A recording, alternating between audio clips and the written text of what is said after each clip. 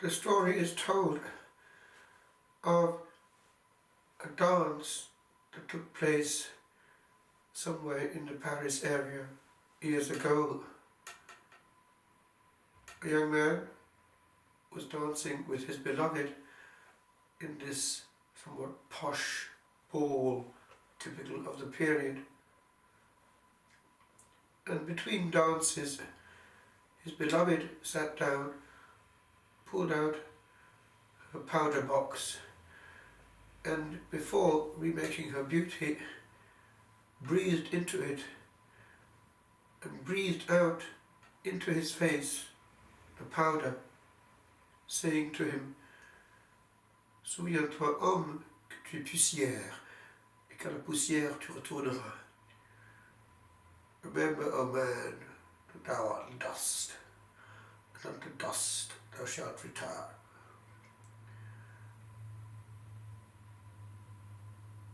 It is somewhat interesting that his reaction was not quite that which one would expect. He went for a while outside and looked at the stars, and that word resonated in his Christian soul. Grace can come out of anywhere, but it is rare that it come out of a powder box. Some time later, he knocked at the door of La Trappe and asked to be admitted, and he lived a holy life, buried in God, forgotten by the world.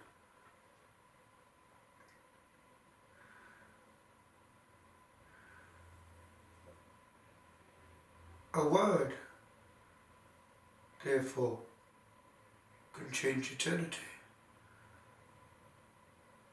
And Scripture can have that effect.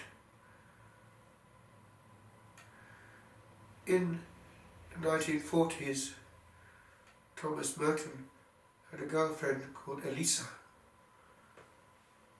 They managed to have one child out of wedlock,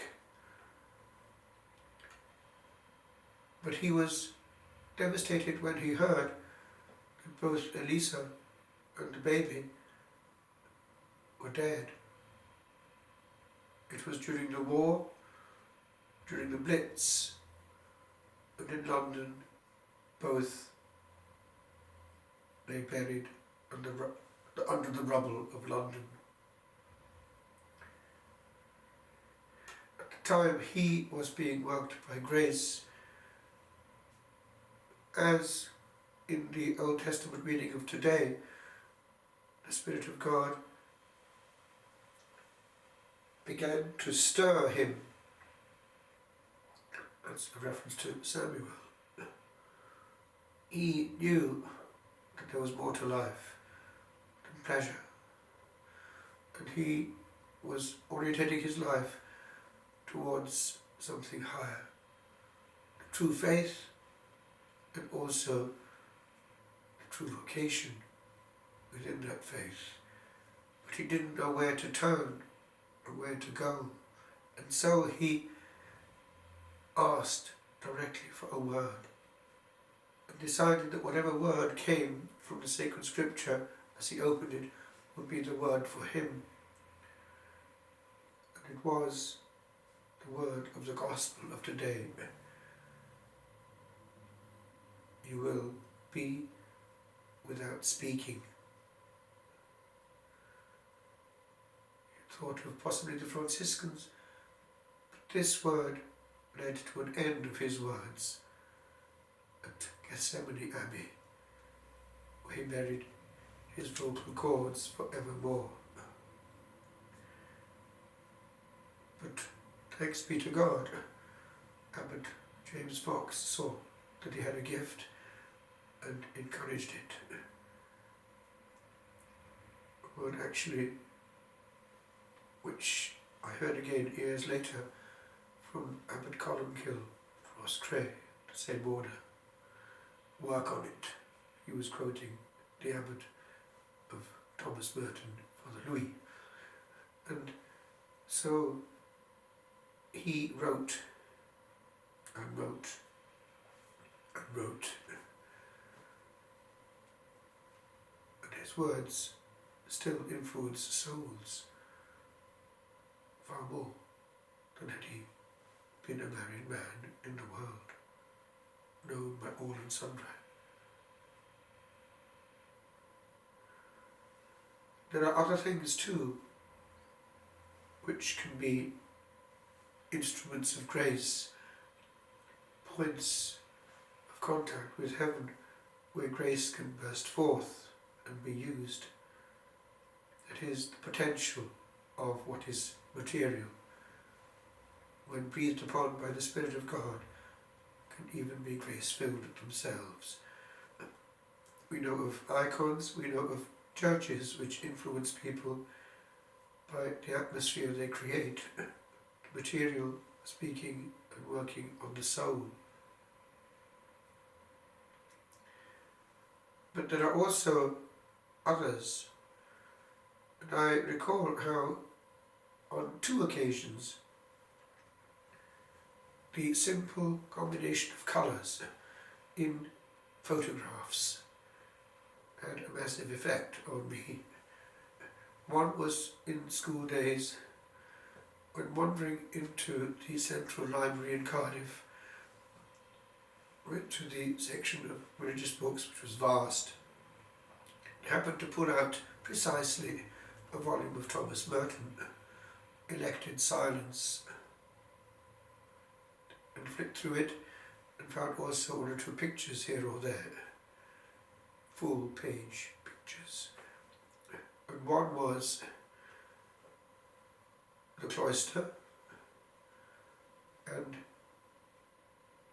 these hooded Trappists, one behind the other, in that cloister, lost in silence, lost in God, unknown in the hidden mystery, even to their brethren. And that, way back in school days, hit me. That is sublime.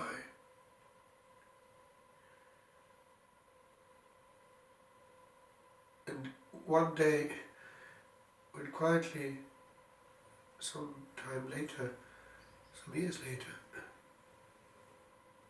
praying Compline in my bedroom, it was the feast of St. Cyril and Methodius.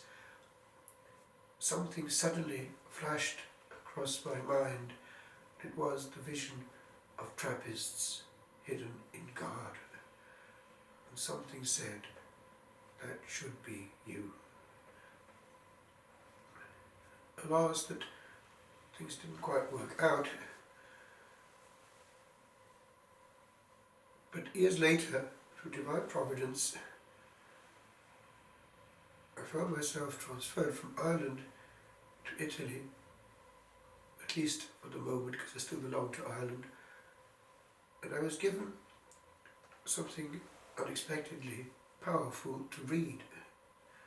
It was the periodic of the community of St. Antimo, where I was, and one picture jumped out and hit me. It was a picture taken from the tribune, way up, of Frère Dominique spread out before the high altar with arms outstretched on the ground. And he was being ordained a deacon. And that picture, in its silence, yelled and said, if you stay where you are, that will be you. And when still a little uncertain because the house was not quite in the order like the other houses at the time, something else hit me actually at this time of year. A few weeks later, It was what jumped out of sacred scripture as a result of the sacramental penance given to me by one of the brethren who had confessed me that Christmas tide. It was to read the beginning of the Gospel of St. John, and the words precisely on the Word became flesh, and its effect, grace upon grace, hit me. There is grace in this place. Take it.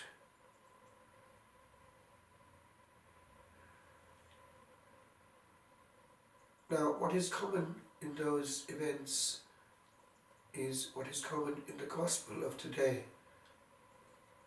That the candidate, in this case Zechariah, the priest, was in a holy place and space, surrounded with presence, angelic presence, where there was a waiting outside. The whole was open, upwards, and availability was total. That's what gives a simple word its power. And when it comes from wherever its source, the only attitude of the soul should be surrender.